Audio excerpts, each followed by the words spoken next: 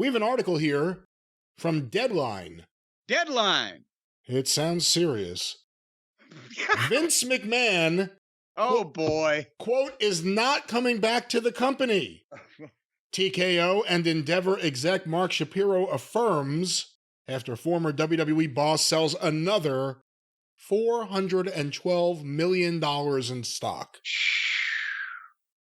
Any thoughts on that very long headline?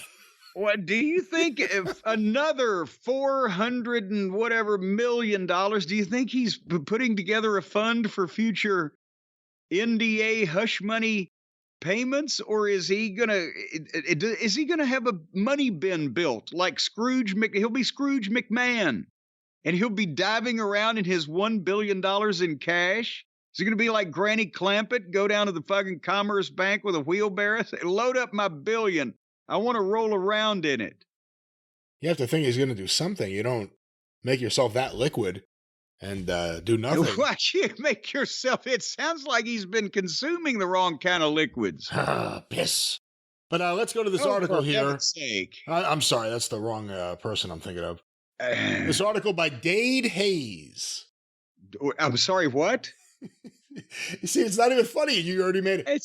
An article by Dade Hayes. Dade Hayes. The brother of Daisy Hayes, apparently. Vince McMahon, the ex-WWE impresario who abruptly left parent company TKO Group Holdings board in the wake of a graphic sexual abuse lawsuit, is not coming back to the company, TKO President Mark Shapiro affirmed Wednesday. Speaking at a conference in San Francisco, hosted by the Wall Street firm Morgan Stanley, Shapiro said TKO did not participate in the recent, this is an actual quote, did not participate in the recent sale of Vince McMahon's load that he dropped off. Why is that? I'm sorry to laugh, but why is that appropriate verbiage? Couldn't he have taken another grammatical route that would not have led him down that path, considering the allegations which have been levied against the former chairman? But read it from the top again, so we get the continuity. Speaking at a conference in San Francisco, hosted by the Wall Street firm Morgan Stanley, Shapiro said TKO, here's a quote, did not participate in the recent sale of Vince McMahon's load that he dropped off. God damn it. He was referring to McMahon's decision, revealed Monday in an SEC filing, to sell $412 million in TKO stock. The company was formed last fall as a holding entity for the WWE and UFC, controlled by Endeavor. Shapiro said the most recent stock sale cut McMahon's holdings to 15 million shares. He had sold an even bigger order several weeks ago, and his position in the company is down from an initial level of 28 million shares, Shapiro said, giving him 8.5% of all shares. Let's stop there for a second. I wish you would, because you've just numbered me to death. So how many did he start out with? He started out with 28 million shares. And how many has he got now? 15 million shares. And he has what percentage of the company now? 8.5% of all shares. Which means he had about 16 or 17% when he started, because he sold about half. One would almost think that that they've kind of would encourage him to, please sell all your shit and just go away. But that has ripple effects, whether it's Satan, Hitler, or, goddamn Pee Wee Herman selling that much stock. If he just said, well, fuck it, who wants my rest of my stock? Wouldn't that do something bad to the stock? You're the expert here. Yes and no. I mean, typically if there's a run on the stock and people inside a company, inside an entity are the ones selling it, that's a bit problematic. Now it's Vince McMahon, and I think we're getting to the point where people are just happy he's not really involved in stuff. So if he sold the shares, if someone bought them, everyone will be okay with it. If no one buys it, that could really hurt the stock. All of a sudden, someone sells a few million shares and there isn't really a market for it at that price. That could be a problem. Well, and here's another thing. I mean, obviously, like I said, in a perfect world, they're probably thinking at this point, God, we wish just he would not have anything and please leave us alone. But also, what is Vince going to do? He got the several $100 million here a while back. Now he's going to have several $100 million. What is he doing with this money? Again, I was joking about the money bin, maybe. But I mean, is he just calling, buy some AT&T and some fucking Exxon? What? Or is he... Meet my personal shopper, Bruce Pritchard. What? That's what I'm wondering. Is he putting some money together wouldn't we hear if Vince McMahon, as notorious as he is, were to buy a big piece of something or invest in a large chunk or some kind of control of something?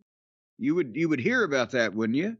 I would think even if there was anything that was something that would have to air on television or with a streaming partner, if it was anything, word would get out because people would be outraged that Vince McMahon was trying to get back into something.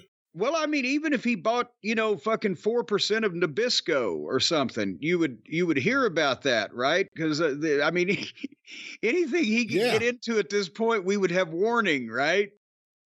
Yeah, if someone bought 4% of Nabisco, you may hear about it. But anyway, here's the thing. Is the other quote, have you finished the quotes in there? Or is the other quote in there that I was liking? No, let me go to this. Reiterating the sentiment Mark Shapiro expressed on the TKO fourth quarter earnings call.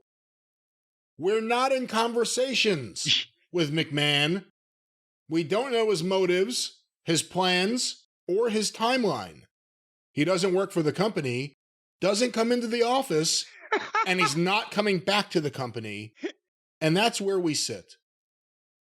He wasn't even there. We don't know. We haven't seen him. We ain't talking to him. We don't know where he's at. Don't know what he's doing. And we don't care. We have nothing to do with this individual, and he will not be darkening our doorstep or our threshold anytime in the near future. I mean, it's almost like after. That's the interesting thing, because everyone played ball together for quite a while. If there is a split, and now you have Vince feeling that Endeavor, that Ari Emanuel, Nick Khan, Mark Shapiro, whoever it may be, turned their back on him, pushed him out. And now he has all this money and still a piece of this. And they gave him the rights to everything. I don't know if he has any kind of non-compete. Not to say he would start a wrestling company, because it would be like, control your narrative. I mean, who's he going to pick from to go work there? And that's the thing. I want to know how big of a impasse, if any. Because then if they're all cool, that makes this statement from Mark Shapiro stand out even more, because it's so harsh and to the point.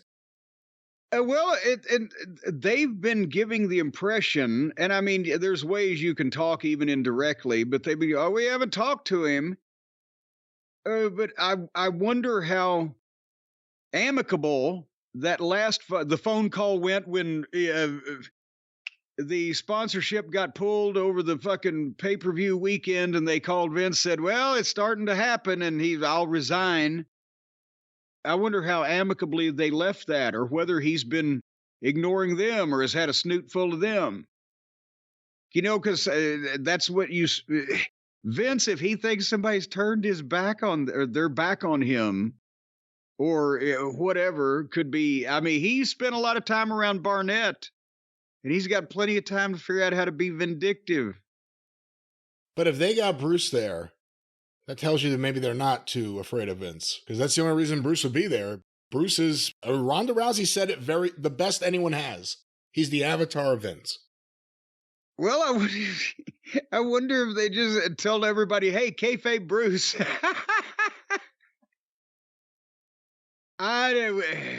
We shall see, but apparently Vince McMahon is not welcome at the new corporate headquarters. He's been there, right? That would be fucking Oh my God, I can see him sitting outside with one of those cartoon fucking dynamite plungers if he never actually got to move into that fucking new building. But I guess he's been in it by now. Do you think he's going to make a run at trying to... I mean, again, he's not someone, even if he fails, he's not really someone to just take it and lay down. He's usually someone to cause a big problem.